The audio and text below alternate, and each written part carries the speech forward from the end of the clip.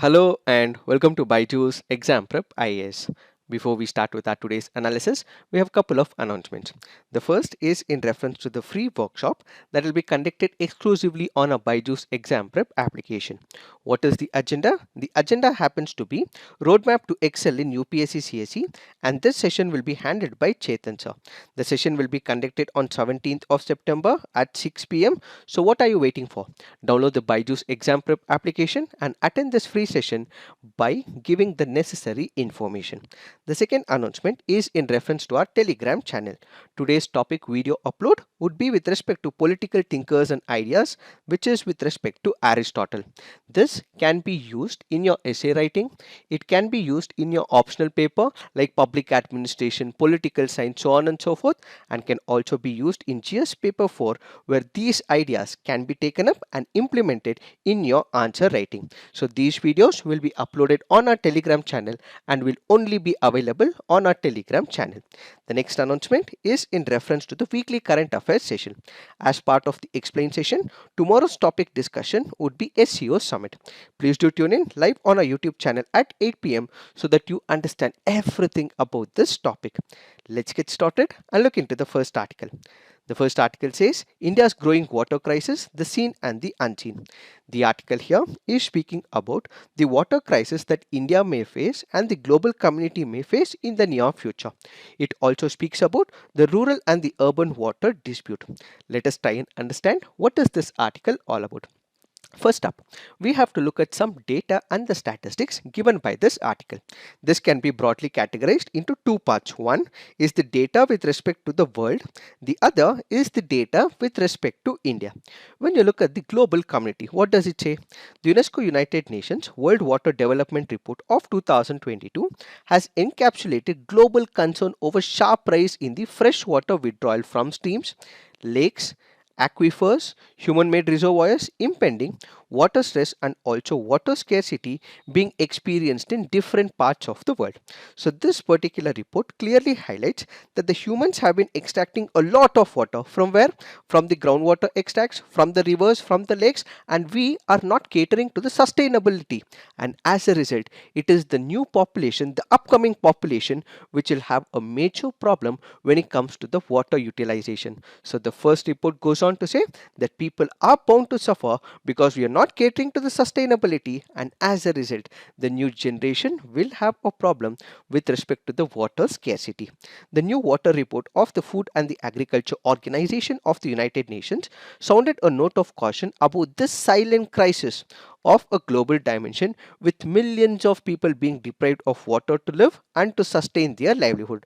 So because we are making use of the water without any stops, this may ultimately lead to some people, many people in multiple areas not having the water to drink, and ultimately there may be a crisis in the near future. Further, the water scarcity clock, an interactive web tool, shows that over 2 billion people live in countries now experiencing high water stress. The numbers will continue to increase as well. So as many as 2 billion people are bound to suffer because they do not have enough water for the drinking, for the livelihood, so on and other purposes. With respect to all these issues, in order to bring an awareness in 2007, coping with water scarcity was the theme of the World Water Day, which is observed every year on March 22nd. This is what is happening at the international, at the global level. Now, if we look into the data, if we look into the statistics with respect to India, what does the data say? The global drought risk and water stress map shows that major parts of India, particularly west, central and parts of peninsular India, are highly water stressed and experience water scarcity. So this report points out that it is not the global community alone. India is also bound to suffer as well. Which are the parts? This includes the western part, this includes the central as well as the peninsular India. All these major parts are bound to suffer because there might be issues of water stress and scarcity in the near future, and there might be water disputes between states as well. A Niti Aayog report, Composite Water Management Index, has sounded a note of caution about the worst water crisis in the country, with more than 600 million people facing acute water shortage. So this once again clearly points out that we may have water shortage in the near future, and ultimately we will have disputes arising between states, between people, and this is going to create a chaos and a ruckus. In this particular backdrop, there have been measures, response plans, action plans that have been taken. But these action plans in itself will also have concerns as well. What are these action plans? When you look into whenever there is a water crisis, what would happen? People would start taking water from the groundwater. This is the first step. Once the groundwater is extracted, this gets exhausted as well. What do? You move to the other sources of water like the lakes, like the rivers as well. And once this is also done at the urban level, what do people do? They start extracting water from the rural level and they export it to the urban level. So this is what is happening in the country. So first they make use of the groundwater. Once the groundwater options are completely done away with, we look at lakes at the city level. Then what we look at is the rivers, and finally when everything is exhausted, we look at the rural society. So when we look at the rural society, they do have their own share of lakes, rivers as well. We extract water from the rural level, and this is ultimately exported to the urban areas. When it is exported to the urban areas from the rural levels, what would happen? There will be clash between the urban areas and the rural levels. Water which should have been used for our irrigation, which should be used for agriculture, is exported to the city levels, which can be used for the daily activities of the people.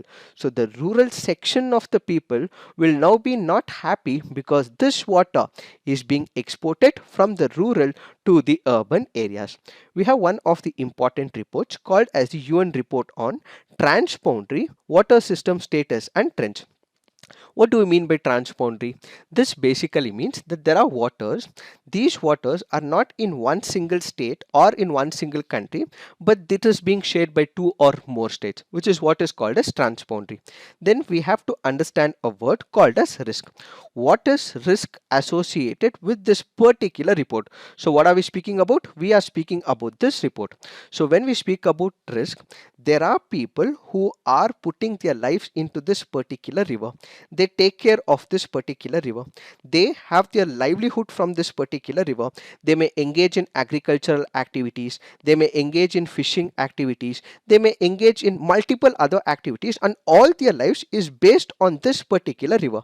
So risk in this particular system, in this particular report, basically goes on to say that there can be a likelihood of failure to sustain these ecosystem services, and this is ultimately going to hurt them, impact them in the near future. So the risk is basically about sustainability. If we are not able to ensure the safety of the river, ensure that there is sustainable economical ecological flow, in that case it is the future generation which is bound to get impacted. So this is what is risk in this particular report. The report further goes on to categorize three types of categories. What are those? One is what is called as the biophysical. Second is what is called as the governance. Third is what is called as the socio-economic. What is this biophysical? When we speak about biophysical, this happens to be an indicator. Indicator of what? It is about water quantity in that particular region. It is about water quality as well. The biodiversity which is also relying on this water system. You might have birds in that system. You might have animals in that particular system. You might also have fishers and fisheries that is being activated in this particular region. So biophysical indicators basically mean that you have the quality, quantity, the biodiversity that is present in that particular region. It varies according to the water category. For example, in the aquifers, we take the groundwater depletion into picture. We take the groundwater development stress into picture. We take the example of mean annual groundwater discharge depth as well. So it varies from one category to another. Similarly, in lakes, we take the precedence of incident human water security, incident biodiversity security. In rivers, we look into the water stress, human water stress, agricultural water stress, nutrition pollution. What we have is the point sources, what we have is the non-point sources. So pollution, that is the water which is not treated from the industrial bodies, is also being dumped directly into the rivers. This is further impacting the rivers as well.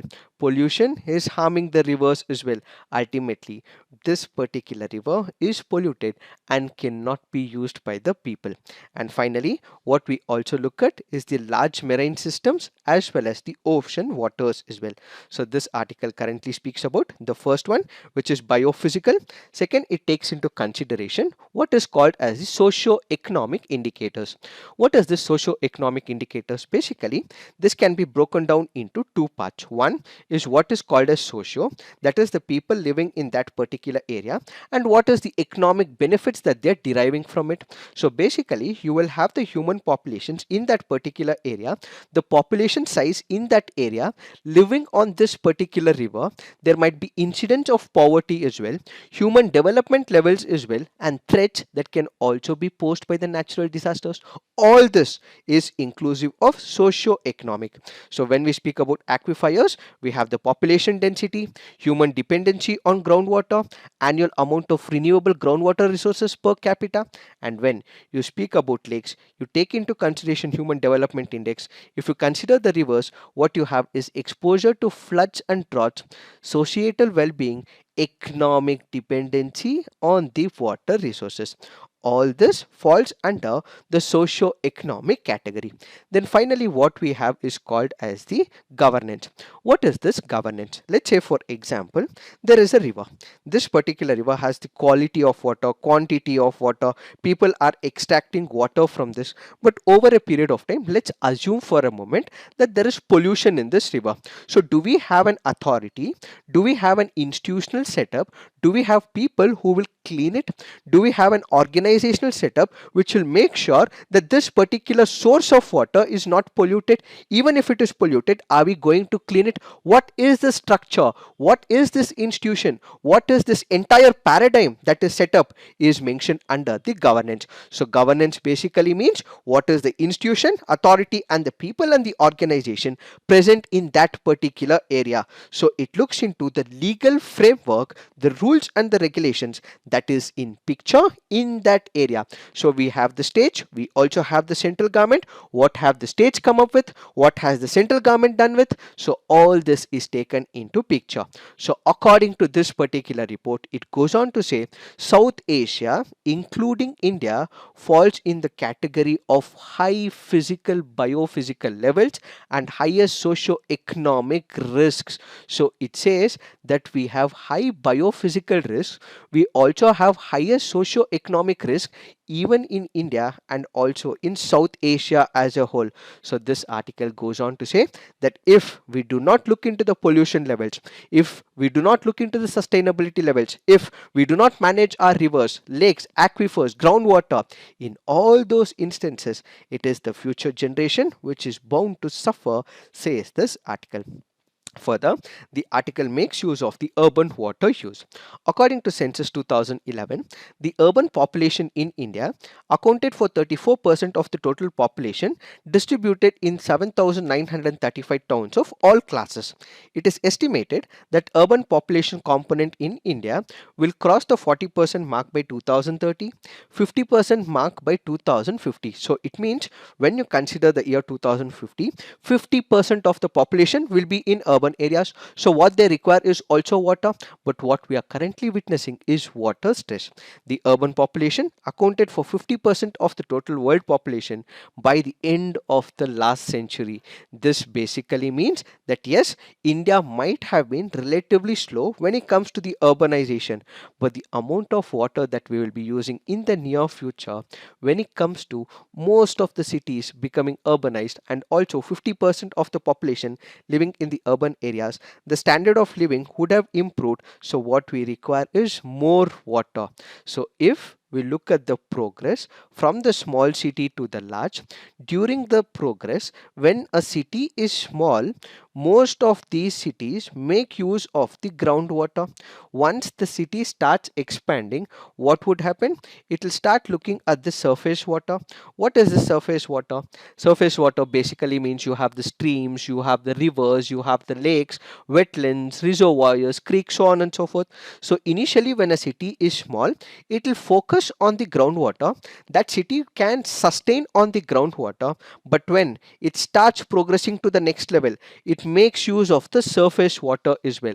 And eventually over a period of time, since surface water is also exploited, what do they look at? They start moving towards the hinterlands, they start moving towards the rural areas as well, and ultimately the water that is present in the rural areas is exported to the urban area, and when it is exported to the urban areas, there will be a clash between the rural and the urban. So this article points out that we can take the example of Ahmedabad as one of the cities. You can also take example of Bengaluru as well. Let me explain this. More than 80% of the water supply in Ahmedabad used to be met from groundwater resources, which is what we initially discussed. Till the mid 1980s, the depth to groundwater level reached 67 meters in confined aquifers.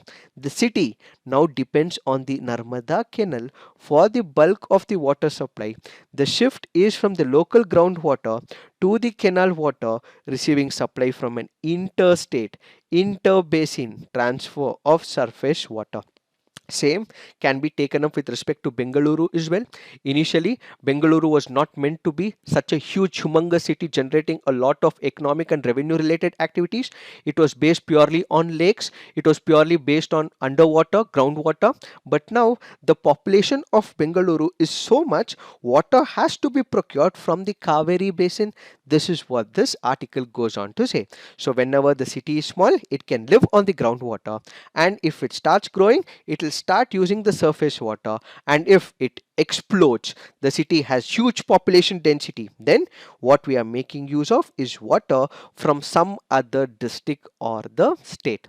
In all these cases, what we may have is clash between the urban and the rural, because the rural people may feel that this water is being exported to the urban areas. They not have water for the agricultural and the irrigation activities, and this ultimately means that there could be a clash. So in order to overcome all these issues, what we require is an institutional setup. It is this institution, the authority and the government, which has to make sure that we require a win-win situation. So everything has to be managed where all the stakeholders are considered. We need to have water discussions, for example, for development, infrastructure investment, fostering a relationship between urban and the rural, and have a stronger integration between the rural and the urban is what is this article all about. It is this that we have to understand with respect to this article. Now let's look into the next article. This article says examining the Dolo scandal. The article here is speaking about the concerns over the influence of the pharmaceutical gifts on the physicians, and this has surged in the past few years. What is the recent controversy? A controversy bubbled up regarding the marketing strategies of Microlabs, a Bengaluru based pharmaceutical company. Microlabs, the maker of Dolo 650, was charged of having bribed medical doctors with freebies worth 1000 crores in 1 year to promote Dolo 650. So what is this Dolo 650? This happens to be analgesic and antipyretic, a non-steroidal anti-inflammatory medication to help with fever and mild pain. It can be purchased from a chemist without a medical prescription. It is actually plain paracetamol, which is particularly crowded market and fairly competitive too, in a manner of speaking. So what do we understand by this? This article currently goes on to say that we have one of the companies called as the Microlabs. This happens to be a pharmaceutical company. What it produces is one of the drug called as the Dolo 650. It also has Dolo 500, so on and so forth as well. So if you consider this particular company, what has it done? It has bribed the doctors. What do we mean by it? So whenever there is a drug, we can also have a generic drug as well. What is this generic drug? This generic drug is a local drug. It will have all the ingredients, active pharmaceutical ingredients, similar to that of a standard drug. So whenever there is a generic drug, the doctors will have to prescribe a generic drug. Why? Because though it has the same ingredients, everything is same, the price of this drug will be comparatively cheaper. But if you're giving a standard drug, the price will be exorbitant. So according to the general rules, what we have, in case there is a generic drug, which there is a standard drug as well. So if there is a standard drug and also a generic drug, what the doctors are supposed to prescribe is the generic drug in the prescription. But what is happening of late? You have the pharmaceutical companies who are bribing the doctors. These doctors are bribed, they are given gifts, they are also sent to other countries as tourists as well, and at the same time they are given other incentives from that particular company, so that this doctor does not prescribe a generic drug but instead prescribes a standard drug. So this basically means they are incentivizing the doctors to ensure that their product sells in the market despite having a generic medicine. So this article currently goes on to say that this is highly unethical. Ideally, doctors, not many doctors do it, but there are few doctors who want to become rich as soon as possible. So in such exceptional circumstances, this article currently goes on to say that the company may have bribed. The company is alleged to have bribed the doctors, and they have spent as much as 1,000 odd crores for their marketing strategy so that their product is prescribed by the doctors. But this article currently goes on to say that such an allegation may not be right. Why it may not be right? That is because the Drugs Price Control Order has established ceiling prices for over 850 medicines, including of brands of paracetamol. The ceiling price for a single 650 mg paracetamol tablet is about 1.83, and for a single 500 mg tablet it is about 0.91. It is naturally more profitable for 650 mg to be sold. So this basically means that the government has imposed a benchmark, it has imposed a ceiling price for the medicines. So if there is a ceiling price that is imposed, this particular company, even if it sells large volumes of this particular medicine, they will not make much of the profit because of the ceiling price. So this allegation that is made against this company may not be true, says the author. This is not the article is for. Our article basically means that we are looking at the legal provisions. What are these legal provisions? Let's say there is a pharmaceutical company.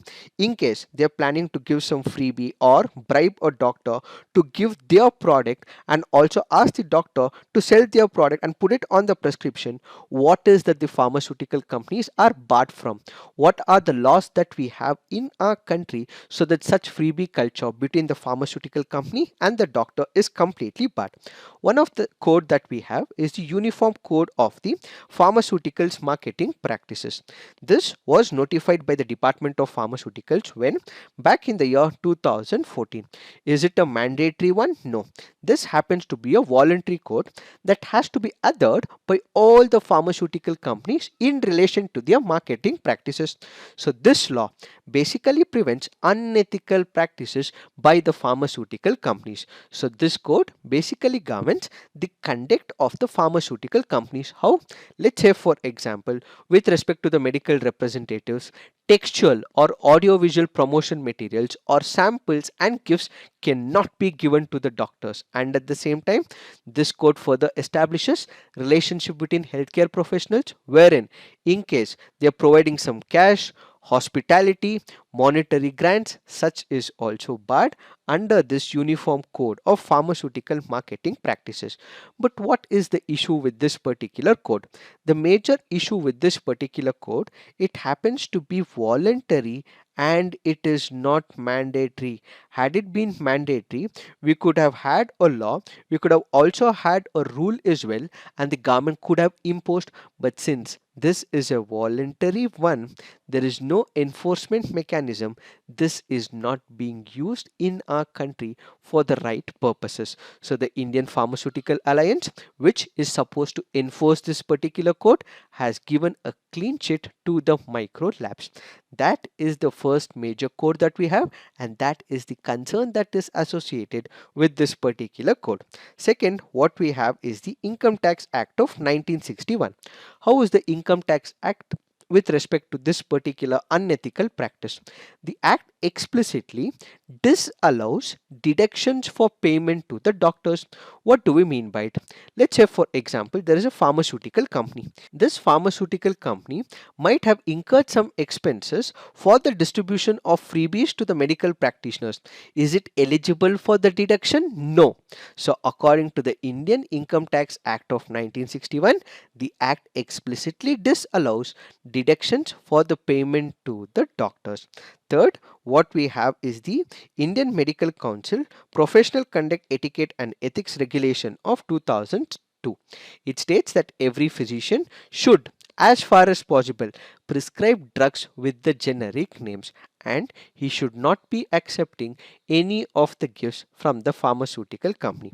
In fact, we also have the Supreme Court of India in February 2002, which looked into the concerns of the freebies like the gold coins, fridges, LCD TVs, international trip for vacations, all being given to these doctors, and it went on to say that freebies to the doctors by the pharmaceutical companies are not legal, says the Supreme Court of India. It is in this particular backdrop we have to understand that if this incentive or the freebie or the international trip, or you call it as a bribe indirectly as well, if it is done by the pharmaceutical industry to the doctors, what are the associated concerns?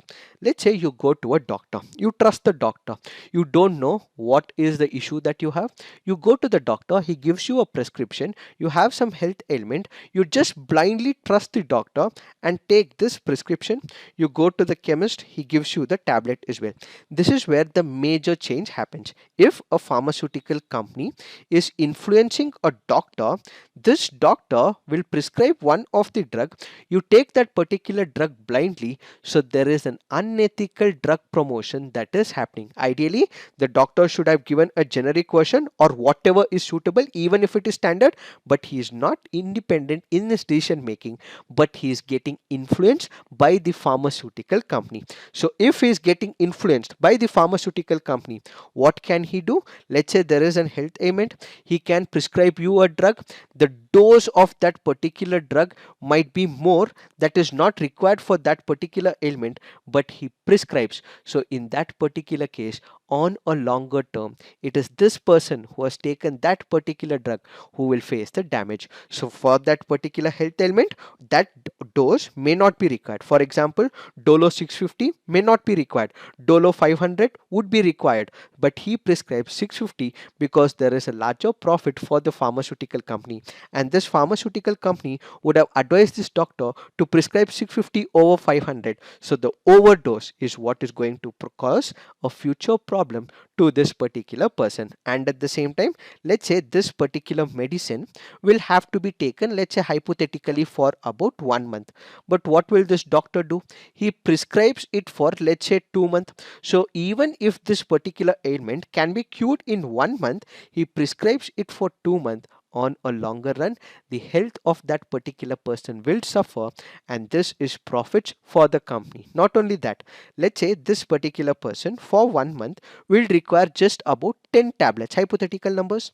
So but this doctor, he will prescribe about 15 tablets or 20 tablets. So this once again means that this person only required about 10 tablets, but he is being prescribed 20 tablets. So this person will take it and may have future side effects as well.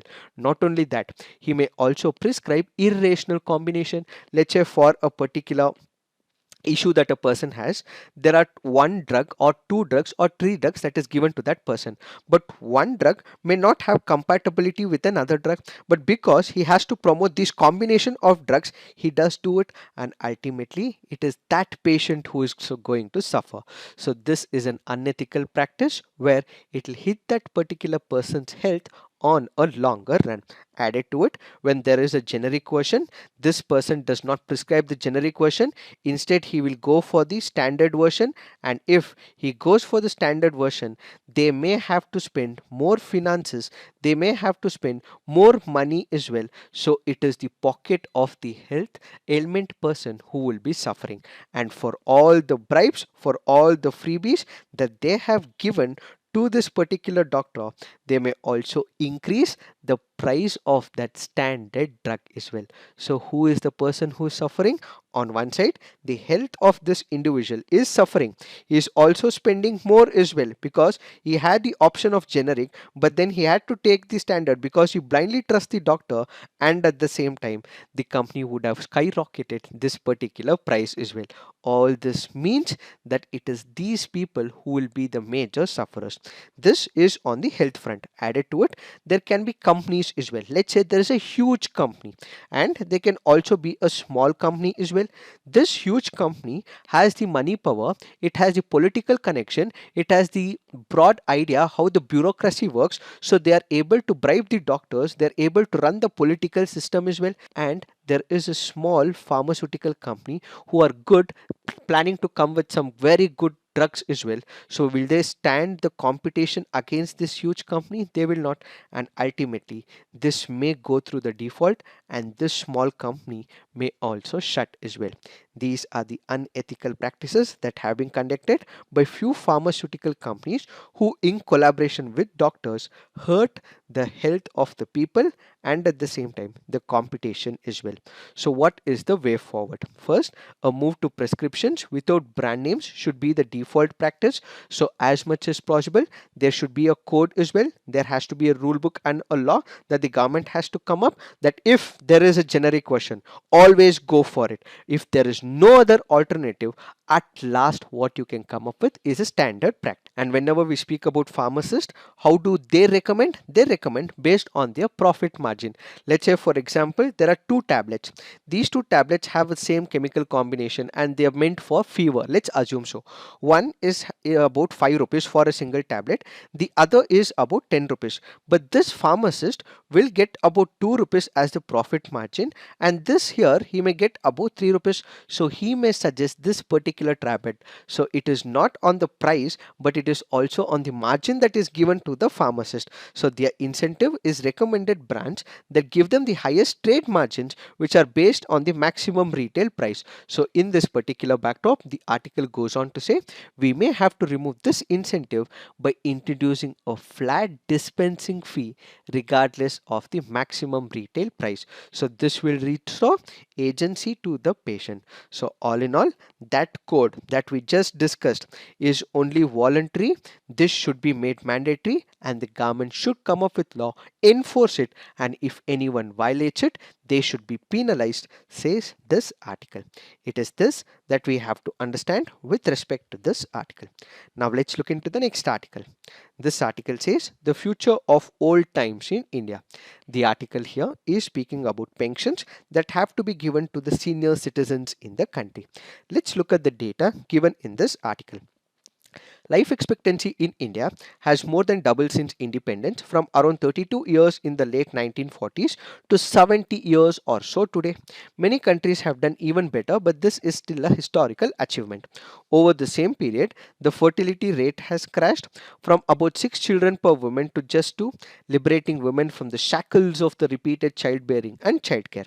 The share of the elderly persons aged 60 years and above in India's population, close to 9% in 2011, is growing fast and may reach 18% by 2036, according to the National Commission on Population. So this article clearly points out that by the year 2036, 18% of the population will be the senior citizens. So how are we going to take care of them? So this article currently goes on to say, while these people have a lot of issues with respect to health, what we can look at is the mental health issues, that these people do not have the financial independence, and as a result they are going to face depression in the near future. So for us to take care of the elderly, what we can look at is providing them financial independence in the form of pension, as much as possible, says this article.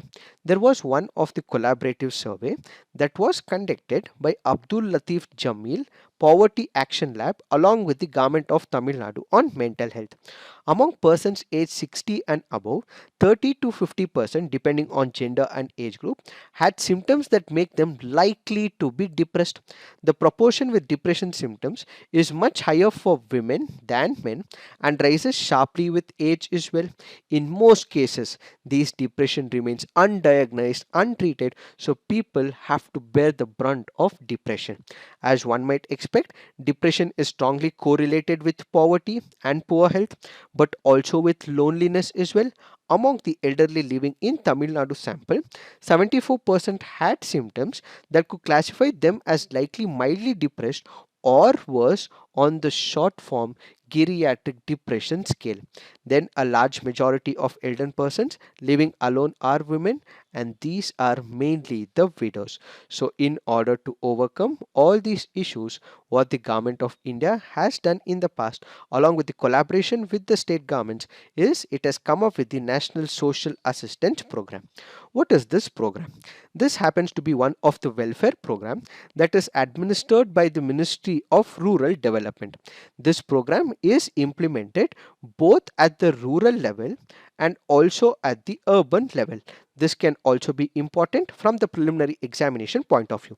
So remember, it is being implemented by the Ministry of Rural Development not only in rural areas but also in urban areas.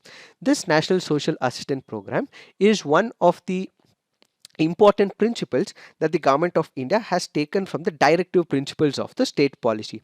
We have one of the important articles, that is Article 41 of the Indian Constitution. So this basically speaks about directing the state to provide public assistance for all those citizens in case of unemployment, in case of old age, sickness, disablement, so on and so forth. So this National Social Assistance Program derives its fundamentals from Article 41 of the Indian Constitution. So if we look into this particular social assistance program, what is being done right now? Certain amount of pension is being given. But what is the eligibility? The eligibility for NSAP is restricted to below poverty line families. But when you consider the targeting of those people who are only from the below poverty lines, this has not worked well.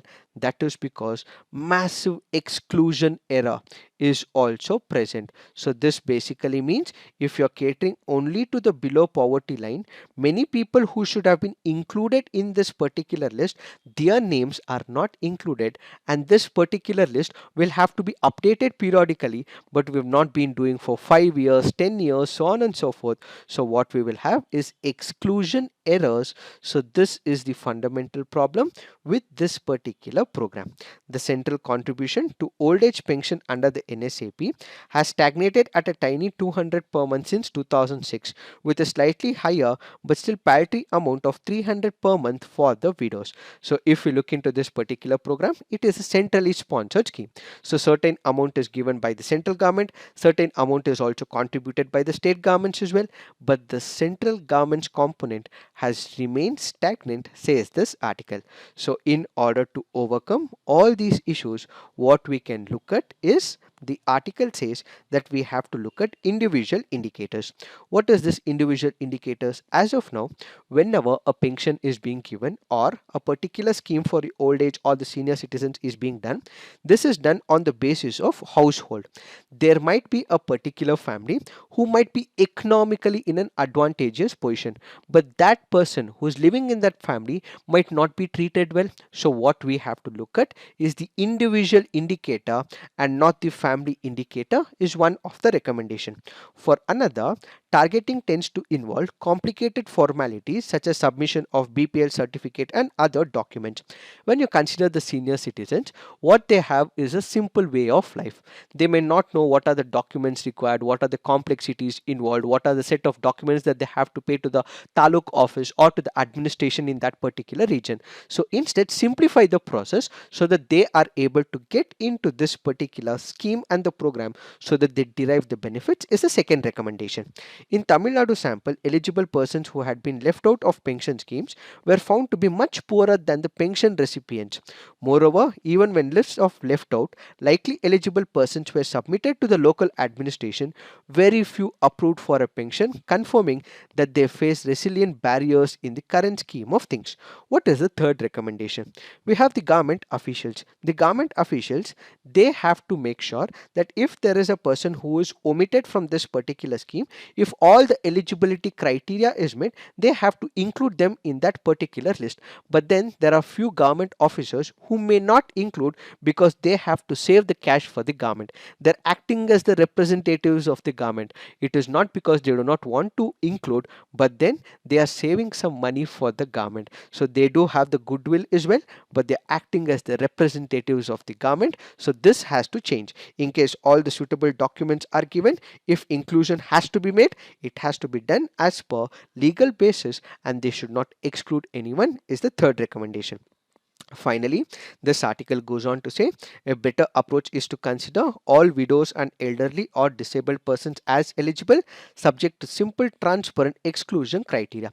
So approve and make sure that all these senior citizens are added into it, and you come up with an exclusion criteria. Don't come up with an inclusion criteria, but what is that you can exclude them. If they are meeting such and such parameter, only then exclude them. If they are income tax payees or they are super rich in itself, they have a fixed source of income, they are generating a lot of wealth, they have rents that come up as well. So have an exclusion criteria rather than inclusion criteria is the other recommendation.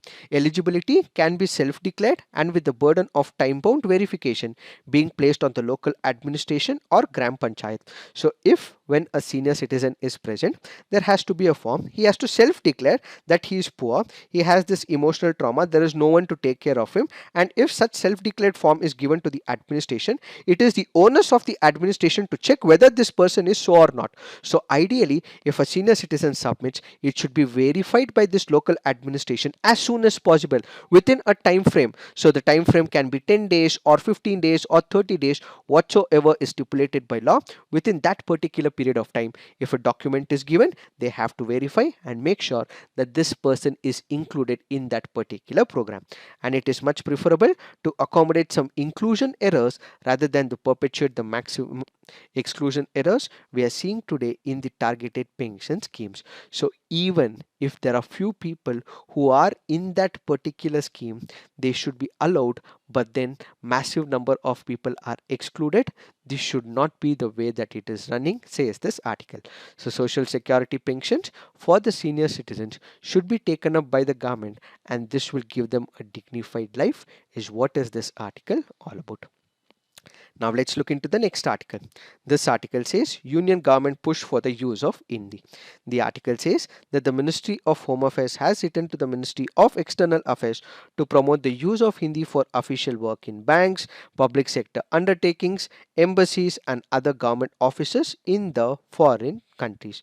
Why are we discussing about the union government pushing in Hindi? That is because yesterday what we celebrated was called as the Hindi Divas. Why is Hindi Divas celebrated on September 14th?